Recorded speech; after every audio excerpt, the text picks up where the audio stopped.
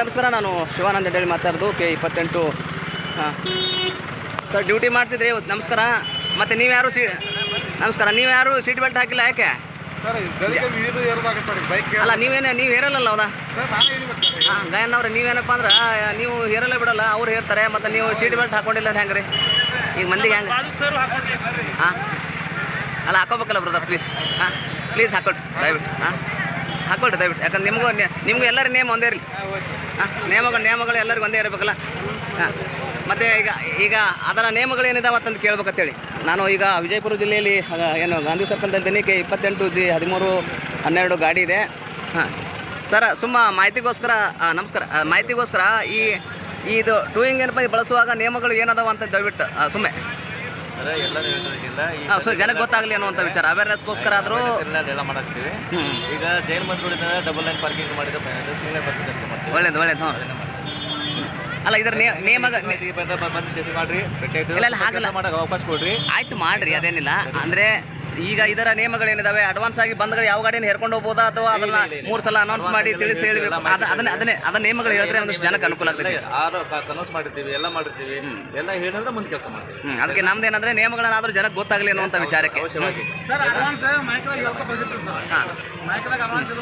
Sir, ಈಗ ಕಸವಾ ಮುಂದೆ ಗಾಡಿ ನಿಂತಿರ್ತವೆ, ಮಾಂಗಲ್ಯದ ಮುಂದೆ ನಿರ್ತವೆ, ದೊಡ್ಡ ಮುಂದೆ ನಿಂತಾಗ ಅವು ಗಾಡಿಗಳೆಲ್ಲ ಬಿಡ್ತಾ ಇದಾರೆ.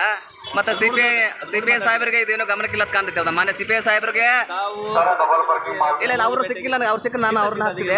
ಆ ಪುಣ್ಯಾತ್ಮಗೆ ಅಲ್ಲಿ ದೊಡ್ಡ ಗಾಡಿಗಳು ನಿಂತಿದ್ದ, ದೊಡ್ಡ ಕುಂಡಿ ಶ್ರೀಮಂತರು ಹೋಟೆಲ್ ಮುಂದೆ ನಿಂತಾಗ ಏನೂ ಹಿಡಿದಿಲ್ಲ ನಮ್ಮ ಪುಣ್ಯಾತ್ಮ. ಸಿಪಿಐ ಸಾಹೇಬರಿಗೆ ಗೊತ್ತೈತಲ್ಲ ಗೊತ್ತಿಲ್ಲ. ಮಾಂಗಲ್ಯ ಮುಂದೆ ಮಿನಿಸ್ಟರ್ ಇದೆ, ಕಸವ ಮುಂದೆ ಇದೆ, ಶ್ರೀಮಂತರು ಹೋಟೆಲ್ ಮುಂದೆ ಬೇಕಾದ ಗಾಡಿ ನಿಂತರೆ ಹಿಡಿಯಲ್ಲ, ಬಡವರು ಏನೋ ಒಂದು 5 ನಿಮಿಷ ತರದಲ್ಲಿ ಹಿಡಿತಾರೆ ಸರ್. ಎಲ್ಲ ಅನುಕೂಲ ಆಗೋದು, ಸಾರ್ವಜನಿಕ ಅನುಕೂಲ ಆಗುವಂಗೆ ಮಾಡೋದು. ಅದೇ ಶ್ರೀಮಂತರು ಹೋಟೆಲ್ ಮುಂದೆ ನಿಂತರೆ ಹಿಡಿತೇನೆ. ನಿಮ್ಮ ಶೇಖ್ ಅವರು ಏನಪ್ಪ ಅಂದ್ರೆ ಒಂದಿಷ್ಟು ಬೇರೆ ಕರಪ್ಷನ್ ಎಡಿಟ್ ಇದ್ದಾರೆ ನನಗೆ ಹೇಳಿದಾರೆ. ಅದಕ್ಕೆ ನಾನು ಅವನೇ ಹಿಡಿಬೇಕು ಮಾಡಿದೆ. ಪುಣ್ಯಾತ್ಮ ಅವನು ಸೀಟ್ ಬೆಲ್ಟ್ ಹಾಕೊಂಡಿಲ್ಲ. ಅವನಿಗೆ ಮಾತಾಡ್ತೀನಿ ನಾನು ಅಂತರದಲ್ಲಿ. ಸರಿ, ಒಳ್ಳೇದಾಗಲಿ. ಹೌದಾ? ನಾಮದೇವ್ ಸರ್. ಹಾಂ, ಥ್ಯಾಂಕ್ ಯು.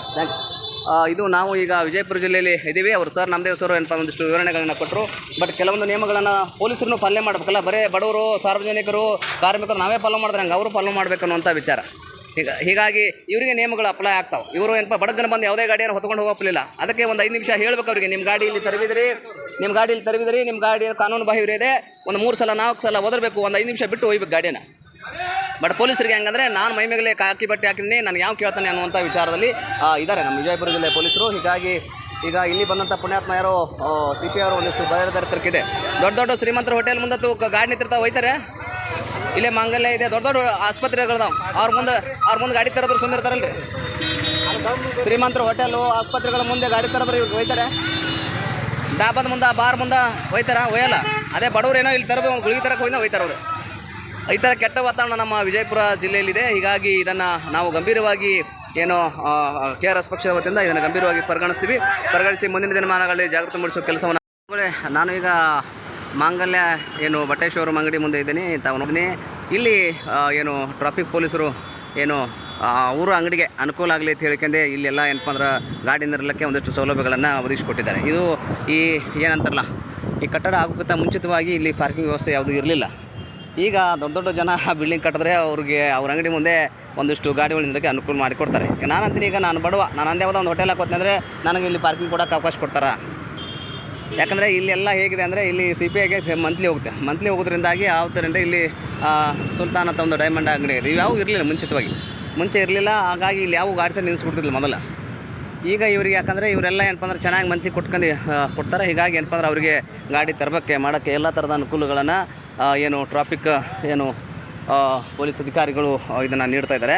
ನಾನು ಮತ್ತೆ ಅದೇ ಮಧ್ಯಮ ವರ್ಗಗಳು, ಬಡವರು ಇದ್ದರೆ ಅವ್ರ ಅಂಗಡಿ ಮುಂದೆ ಯಾವುದೂ ಗಾಡಿ ನಿಲ್ಲಾರ್ದಂಥ ವಾತಾವರಣವನ್ನು ಇಲ್ಲಿ ಆಗ್ತಾಯಿದೆ. ನೋಡ್ಬೋದು ನೀವು, ಇಷ್ಟೆಲ್ಲ ಟ್ರಾಫಿಕ್ ಆಗಿದೆ. ಬಟ್ ಎಲ್ಲ ಪೊಲೀಸರಲ್ಲಿ ನಿಂತ್ಕೊಂಡು ಫೋನ್ದಲ್ಲಿ ಮಾತನ್ನು ಕಡಿತಾ ಇದ್ದಾರೆ ಹೊರತಾಗಿ ಯಾವುದೇ ಟ್ರಾಫಿಕನ್ನು ಕ್ಲಿಯರ್ ಮಾಡ್ತಾಯಿಲ್ಲ. ತಾವು ನೋಡ್ಬೋದು ಪೊಲೀಸ್ ಇಲಾಖೆಯವರು ಇದಿಷ್ಟು ಟ್ರಾಫಿಕ್ ಜಾಮ್ ಇರತಕ್ಕಂಥ ಟ್ರಾಫಿಕ್ ಜಾಮ್ ಆಗಿದೆ. ಬಸ್ಸು ಹೋಗಕ್ಕೆ ಜಾಗಿಲ್ಲ, ಆಟೋಗಳು ನಿಂತವ. ಬಟ್ ಇಷ್ಟೊಂದು ಏನಪ್ಪ ಅಂದ್ರೆ ಟ್ರಾಫಿಕ್ ಜಾಮ್ ಆದರೂ ಸದ್ಯಕ್ಕೆ ಟ್ರಾಫಿಕನ್ನು ಕ್ಲಿಯರ್ ಮಾಡಲಾರ್ದೇ ಎಲ್ಲರೂ ಸದ್ಯಕ್ಕೆ ಏನಪ್ಪ ಅಂದ್ರೆ ಅವರು ಮೊಬೈಲ್ನಲ್ಲಿ ಮಾತಾಡ್ತಾ ಟೈಮ್ ಏನಪ್ಪ ಅಂದ್ರೆ ಕಳೀತಾ ಇದ್ದಾರೆ. ಮತ್ತು ಹೇಗೆ ಡ್ಯೂಟಿಯನ್ನು ಮಾಡ್ತಾರೆ ಅನ್ನುವಂಥ ವಿಚಾರವಲ್ಲ. ಭಾಳಷ್ಟು ಜನ ಟ್ರಾಫಿಕಲ್ಲಿ ತಮಗೆ ನಾನು ತೋರಿಸ್ತೀನಿ ಏನಪ್ಪ ಅಂದರೆ ಒಂದೇ ಜಾಗದಲ್ಲಿ ಪೊಲೀಸ್ ಇಲಾಖೆ ಅಧಿಕಾರಿಗಳು ನಿಂತ್ಕೊಂಡಿದ್ದಾರೆ. ನಿಮಗೆ ನಾನು ಜೂಮ್ ಮಾಡಿ ತೋರಿಸ್ತಾ ಹೋಗ್ತೀನಿ. ಯಾಕಂದರೆ ಅವ್ರಿಗೆ ಗೊತ್ತಿಲ್ಲ ನನಗೆ ಯಾಕೆ ಮಾಡ್ತಾ ಇಲ್ಲ ಅಂತೇಳಿ ನಾನು ಈ ಭಾಗದಿಂದಲೂ ಸರಿ ತೋರಿಸ್ತೀನಿ. ಇಷ್ಟೊಂದು ಎಲ್ಲೆಲ್ಲಿಂದರಲ್ಲಿ ಗಾಡಿಗಳು ನಿಂತ್ಕೊಂಡು ಟ್ರಾಫಿಕ್ ಜಾಮ್ ಆಗಿದೆ ಅಲ್ಲ, ಬಸ್ ಹೋಲಕ್ಕೂ ಜಾಗ ಇರೋದಿಲ್ಲ. ಬಟ್ ಅಟ್ಲೀಸ್ಟ್ ಅದನ್ನು ಅವರು ಒಂದಿಷ್ಟು ಕ್ಲಿಯರ್ ಮಾಡುವ ವಿಚಾರಗಳನ್ನಾದರೂ ಮಾಡಬೇಕಾಗಿತ್ತು. ಬಟ್ ಯಾವುದೂ ಮಾಡ್ತಾ ಇಲ್ಲ. ಬಟ್ ಚೆನ್ನಾಗೇನಪ್ಪ ಫೋನ್ದಲ್ಲಿ ಮಾತಾಡ್ತಾ ಒಂದಿಷ್ಟು ಸಮಯವನ್ನು ವೇಸ್ಟು ಮಾಡ್ತಿದ್ದಾರೆ ಮತ್ತು ಫೋನ್ದಲ್ಲಿ ನೋಡ್ಬೇಕು. ನೀವೇನಪ್ಪ ಅಂದ್ರೆ ಟ್ರಾಫಿಕಲ್ಲಿ ಎಲ್ಲ ಬಸ್ಸುಗಳು ನೋಡಿ ಈ ಥರ ಬಸ್ಸಿನವ್ರಿಗೆ ತೊಂದರೆ ಆಗ್ತಿದ್ರು ಪಾಪ. ಇಷ್ಟು ಟ್ರಾಫಿಕ್ ಇದೆ, ಎಲ್ಲ ಪೊಲೀಸರು ಇಷ್ಟು ಕನ ಇಲ್ಲಿ ನಿಂತಿದ್ರು. ಮತ್ತು ನಾವು ವಿಡಿಯೋ ಮಾಡೋದು ನೋಡಿ ಮತ್ತೆ ಬೇರೆ ಕಡೆ ಹೋಗಿ ನಿಂತ್ಕೊಂಡ್ರು. ಬಟ್ ಟ್ರಾಫಿಕನ್ನು ಕ್ಲಿಯರ್ ಮಾಡೋ ಕೆಲಸವನ್ನು ಮಾಡ್ತಾಯಿಲ್ಲ.